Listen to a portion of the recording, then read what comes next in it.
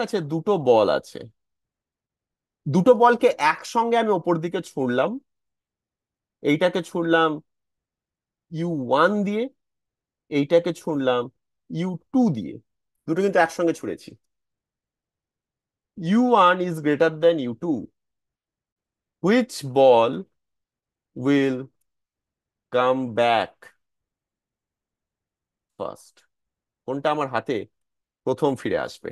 Total time of ফ্লাইটটা কি? Twice U/G। তাই যদি হয়, যার স্পিড বেশি তার টাইম অফ ফ্লাইটটা বেশি, যার স্পিড কম তার টাইম অফ ফ্লাইটটা কম, সেই হিসেবে আমাকে ভাবতে হবে।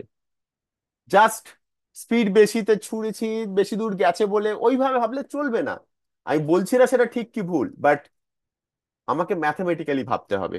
যেহেতু U1 U2 থেকে বেশি, তাহলে টাইম অফ ফ্লাইট প্রথম বলটার বেশি, তাই ওটা দেরিতে আসবে। ঠিক আছে।